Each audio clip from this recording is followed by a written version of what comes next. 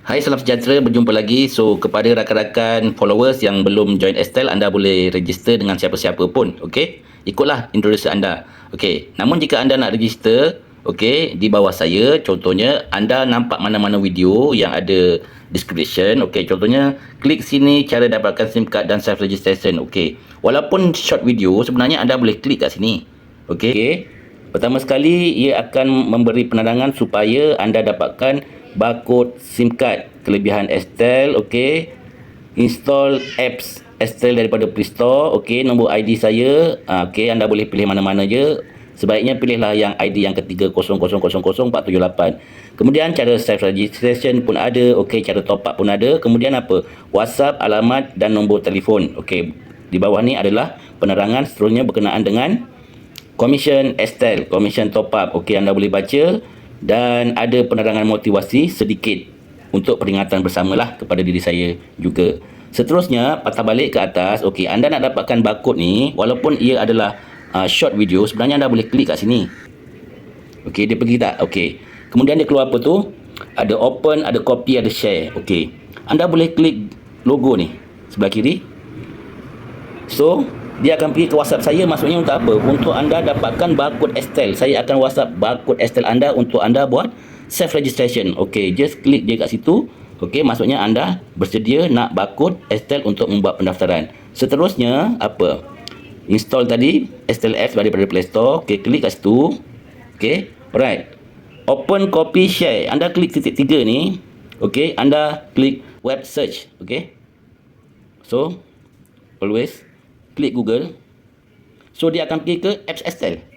Okey, anda kena install dulu. Tutorial dia, cara self registration adalah, okey, di bawahnya. Okey, contoh self registration, klik kat sini. Okey, so macam tadi juga, pergi klik logo YouTube. Dia akan pergi cara registration kat situ.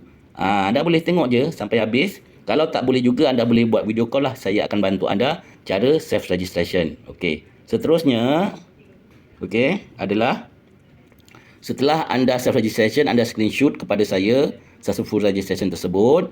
So, anda perlu transfer top up. Transfer awal-awal pun boleh. Siap top up maksudnya. Kalau buat masa ni ada promosi SIM card Estel percumalah. Okey.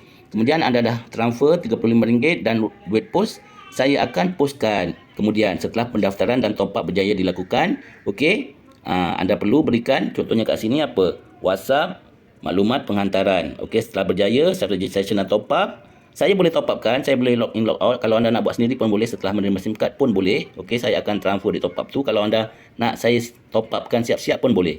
Okey, seterusnya apa? Cara top up. Okey, kalau anda nak buat sendirilah. Okey, klik logo YouTube juga. So, dia akan pergilah kepada cara top up. Okey, tajuk dia kat sini, first time login, top up personal dan top up nombor lain juga update maklumat. Okey, seperti alamat, akaun bank, aktifkan wallet. Aktifkan wallet ni penting supaya anda layak contohnya untuk beli ESK commission. Okey, alright. Dah beli tu, dah register. Okey, anda akan dapatlah commission tu maksudnya. Okey, 128. Kemudian berapa? 38, 28 untuk 3 level total tu RM194. Okey. Sebelum saya puskan SIM card, okey, maka saya akan berikan nombor tracking. Kalau JNT lah. Kalau pos laju itu saja. Andaikan anda buat perkara yang sama kemudian hari, okey, satu hari tu anda boleh daftarkan berapa ramai pun, okey, tiada had penajaan. Namun kepada yang alert, pemburu ringgit, maksudnya kita tiada had penajaan walaupun dalam masa satu hari, sebab kita nak successful. Okey, kita ada big why. Okey, tidak pernah terpadam sebab proses kejayaan tu tetap ada, layak untuk semua orang yang ingin berjaya, contohnya di dalam bisnes SIM card Estel ini.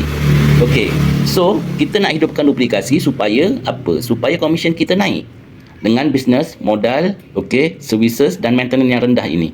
Bayangkan, bisnes ini modalnya rendah dan semua orang menggunakan handphone. Ada 40 juta lebih pengguna handphone di Malaysia. Cuma anda alert, fokus, konsisten ataupun tidak. Itu sahaja. Alright, cara mana? Kita kena check lah ekonomi kita. Contohnya dalam akaun bank tu ada berapa, aset kita ada berapa contohnya. Banyak mana, hutang ataupun aliran tunai ataupun bajet bulanan kita, gaji tu dah cukup ke belum untuk kita sediakan passive income. Okey?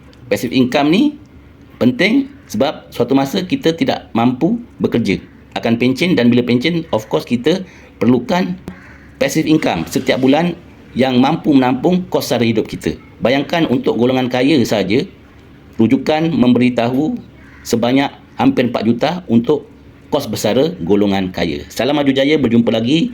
Boleh Roger WhatsApp. Okey? Okey, ini nombor saya tadi, Habib Hafiz.